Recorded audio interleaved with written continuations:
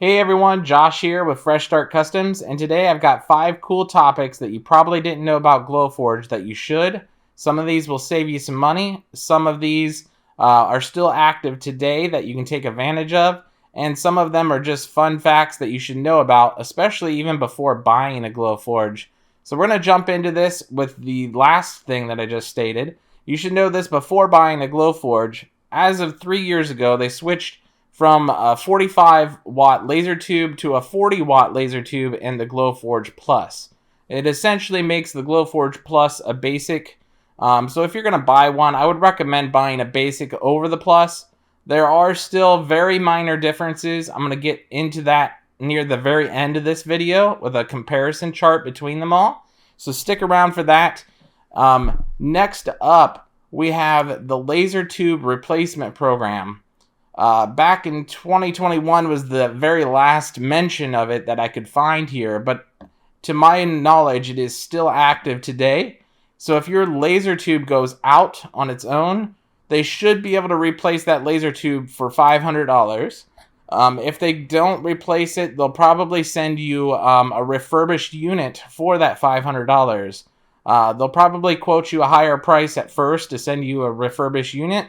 But if the only thing that is wrong with your machine is the laser tube, they should honor this $500 cost. You can correct me if I'm wrong in the comments, but I believe that I've seen some people getting it recently for the laser tube replacement program. So just a heads up on that, that'll save you some money.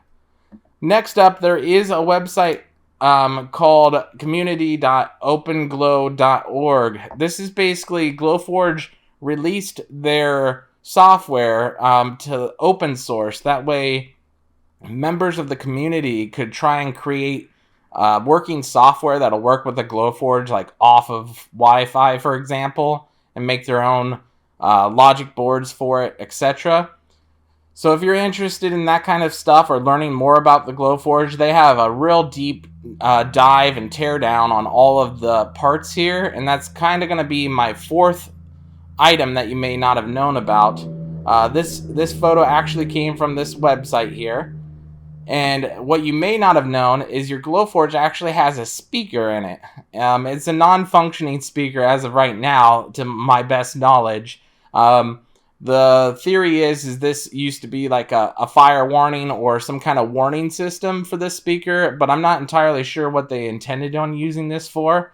But I thought that was a cool fourth topic to bring up, is this speaker system. And I'm going to point out a few other things on this too, because this is kind of an exploded view of your Glowforge. Right here is your sensor lids, your lid sensors. So this is basically a magnetic sensor here that clicks onto your front part of your Glowforge, and that will shut off your machine when you lift it. So a lot of people have been putting magnets on there to get around that. Obviously, that is not recommended. I don't recommend that, but that is a way around lifting the lid up without canceling the job there. Obviously, your camera will not be able to see the bed if you do that. And then lastly, on this photo here that I want to show you guys, underneath all of this, which isn't labeled, there is actually an intake fan right here. So the air comes underneath and then comes across your wood and goes out this external fan. Make sure you don't have anything blocking underneath your Glowforge on this right hand side up front here.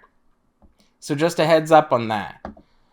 Next up, we have our last subject here.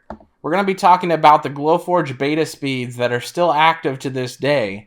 So when I talk about beta speeds, you have to use an actual image. So like a rasterized image, not a vector image.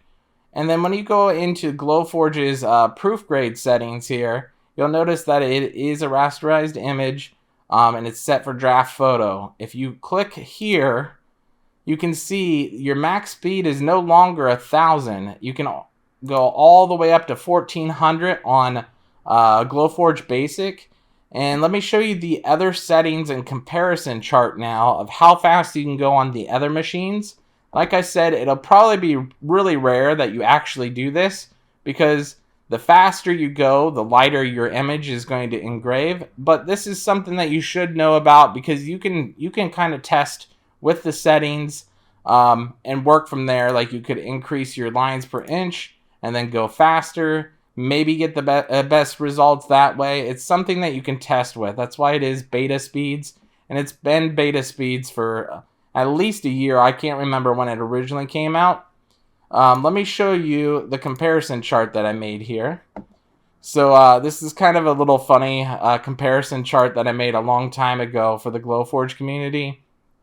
But basically this is the difference between all of the parts here, or all of the machines. So the max speed is that beta speed, is the 1400 we just seen for the Glowforge Basic. Glowforge Plus is 2700 to my best knowledge, since I don't have one.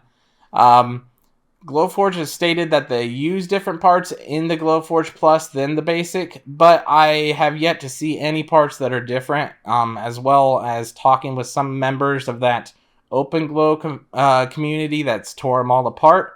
Looks like they use the same thing, so this seems to be a software limitation. I could be wrong on that, so don't hold me to that. That's just based on the research that I've done.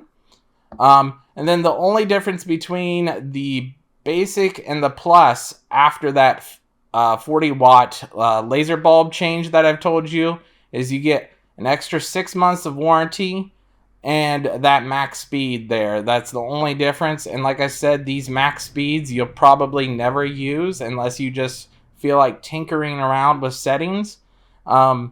So I can only recommend a Glowforge Basic if you're choosing between these two, and it'll save you some money. Now, the difference between those two and the Pro is you get that extra 5 watts, so it'll be a 45 watt laser bulb. You can now go to 4000 max speed, which I doubt you'll ever use for that beta speed that I was talking about. There is a new cooling system. It doesn't look like this. This was just a joke here. It's a cooling system here. I'll show you that here in just a second. And then it has the pass-through slot and that extra, I believe, 6 months warranty as well. So those are the differences between the two. So I would either choose the Glowforge Basic, or if you think you'll ever use the pass-through slot, go with the Pro. So let me go ahead and show you this image again. Right here is that cooling unit in the Pro model here. It's just like a big heat sink. So that's the only thing I meant by that cooler. That was just a joke to show the difference between the three there in an easy way. But yeah, other than that, those are 5 topics that you may not have known about Glowforge, but you probably should know about. They're really cool, interesting facts, and topics that I wish that I knew in the past, and I think that newer people would know in the future here would be a great thing. But other than that, we'll catch you guys in the next one.